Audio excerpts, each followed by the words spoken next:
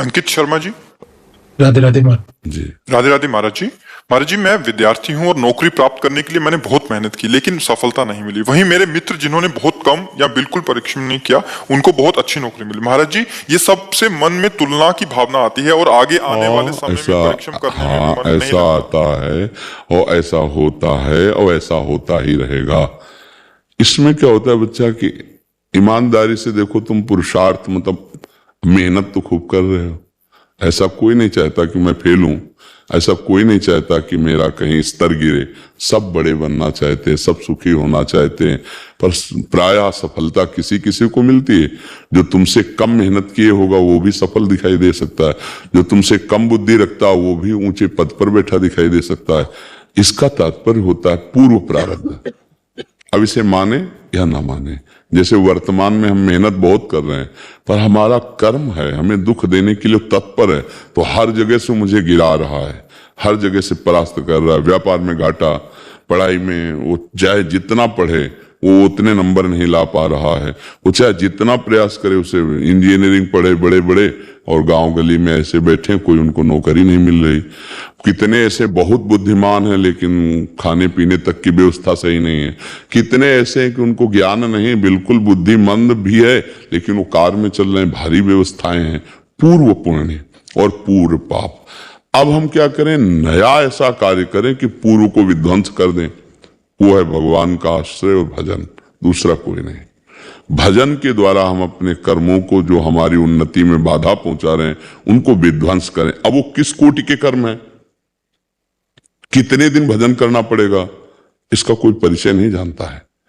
इसीलिए हम धर्म पूर्वक वर्तमान में चले, कोई पाप ना करें और नाम जप करें और विश्वास ये रखें कि एक न एक दिन हमें सफलता मिलेगी, जिस दिन हमारे असफलता प्रदान करने वाले पाप कर्म वो नष्ट हो जाएंगे, पक्का मिल जाएगी। मान लो आप पढ़ रहे हो तो आप पढ़ाई में एक साथ नाम को भी ले लीजिए।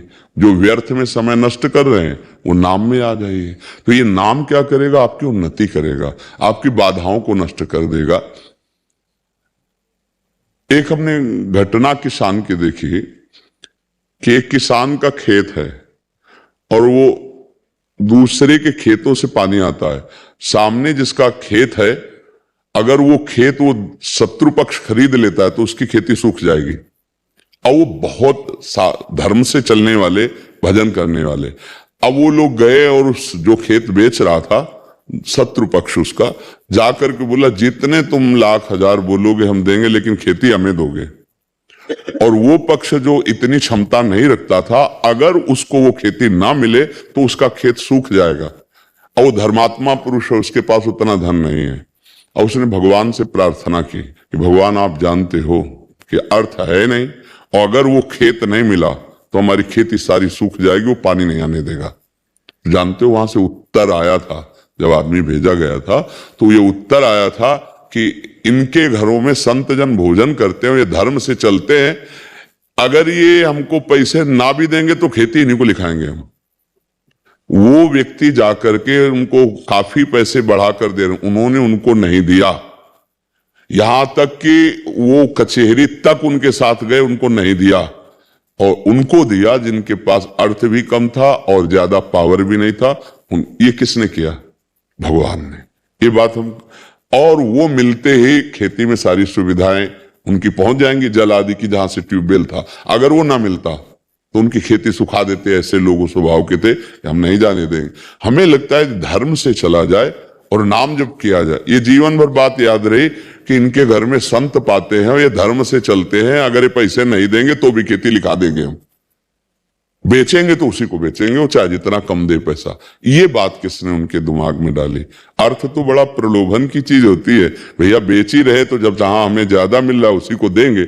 लेकिन धर्म की बात, तो हम अगर धर्म से चलते हैं, नाम जप करते हैं, तो भगवान मति बदल देते हैं। हमें लगता है यदि हम नाम जप करें और धर्म से चले तो भगवान सहयोग करते हैं, ये देखा गया है। हर उन्नति हमारा पाप कर्म उस गिराना चाहता है, पाप कर्म बाधा देता है। अब जैसे कोई अभी वर्तमान में पाप कर रहा हो, बढ़ता चला जा रहा है, तो उसका पूर्व का पुण्य उसे बढ़ा रहा है।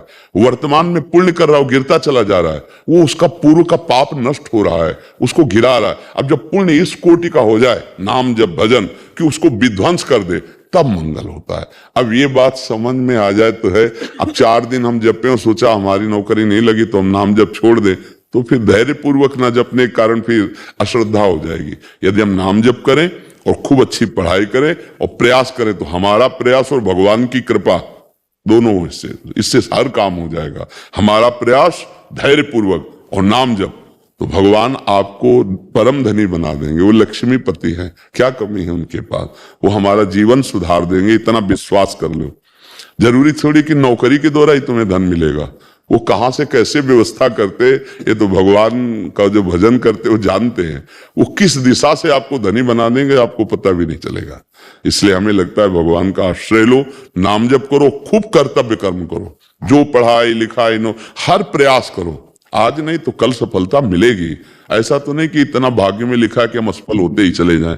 ऐसे में निराश भी नहीं होना। हमें भाग्य बदलने के लिए मानवदेह मिली, हम प्रयास करेंगे, आखिरी दम तक प्रयास करेंगे, सफलता तो मिलेगी। नहीं तो हमारा नाम जब चल रहा है, भजन बल से क्या नहीं हो सकता, सब कुछ हो सकता है। ठीक है, निराश मत होइए। मेरी तो यही प्रार्थना है अध्यात्म की, कि नाम जप कीजिए और खूब पढ़ाई कीजिए, खूब मेहनत कीजिए। परिणाम अगर एक बार सही नहीं आ रहा, 2 बार सही नहीं आ रहा, तो आखिरी में आएगा ही। भगवान आज्ञा करते हैं, कर्मण्येवाधिकारस्ते मा फलेषु कदाचन। भगवान आज्ञा करते हैं, सुख दुखे समय कृत्वा लाभा लाभो जया जयो। सुख दुख में, लाभ हानि में, जय पराजय में समान भाव रख, आगे बढ़ तो विजय मिल जाएगी। अब 1-2 बार हार गए तो हम निराश नहीं होंगे, हम आगे बढ़ेंगे। हराने वाले जो पाप कर्म उनको हम भस्म करेंगे, नाम जप के द्वारा, भगवत सेवा के द्वारा, भगवत आराधना के द्वारा। भगवान पुकारने से, आराधना करने से अवतार ले लेते हैं, तो फिर हमारा काम क्यों नहीं बन जाएगा? वो बना देंगे, विश्वास रखो। पर हमारा कौन सा पाप कर्म इतना प्रबल है जो आगे नहीं बढ़ने दे रहा, उसको नाम नष्ट करेगा। अब कितने नाम में नष्ट होगा ये पता नहीं, इसलिए हम जपते रहे श्रद्धा विश्वास पूर्वक। अच्छा, इसमें ये तो है नहीं कि तुमसे कुछ मांगा जा रहा हो कि भाई हमको झूठ में फंसा दिया जाए। इतना तो सुना है भगवान का नाम सत्य है, और नाम जपना तुम्हारे काम, उसमें पैसा तो लगना नहीं। अच्छा, वो फ्री टाइम में जप लो, जब आप खेल कूद में, गेम आदि मनोरंजन में लगते हो, उस समय नाम जप कर लो और खूब मन से पढ़ाई करो, खूब मेहनत करो, जीवन मंगल में हो जाएगा।